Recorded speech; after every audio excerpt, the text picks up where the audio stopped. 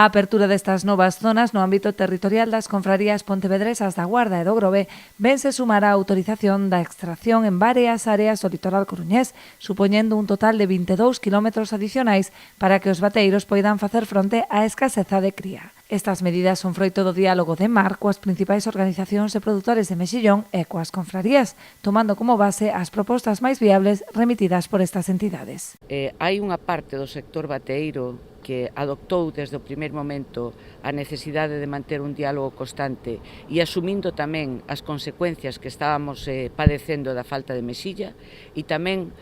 quero agradecerlle ás federacións de cofradías esa voluntade de sentarse nunha mesa de buscar solucións, sabendo que é un ano moi complicado para a abundancia de semilla, pero, sin embargo, froito deste traballo e deste diálogo, se van conseguindo zonas.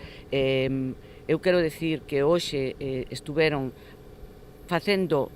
tal cual comprometemos presencia de guardacostas e de Policía Autonómica nas zonas que se abriron, traballando ao mesmo tempo os percebeiros e os bateeiros e sin o máis mínimo problema. A Xunta segue así a traballar na busca de acordos entre os dous sectores produtivos para evitar o conflito xurdido en torno ás zonas de extracción, nun ano moi complicado ante a escaseza de mexilla, pero tamén de percebe.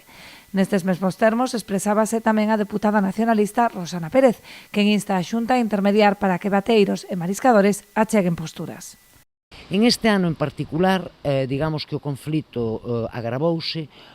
precisamente pola escaseza de mexilla, pero non só, porque tamén o percebe está en unha situación delicada. Entón, máis que nunca, precisamente, a Consellería do Mar ten que poñer absolutamente todas as medidas e todo o tempo para sentar os dous sectores e tratar de chegar a acordos. Sin o acordo das partes e sin a mediación desa Consellería, pero desde a responsabilidade que ten a Consellería do Mar en este tema, non vamos ter tranquilidade, sobre todo neste ano que, como digo, é un ano conflitivo.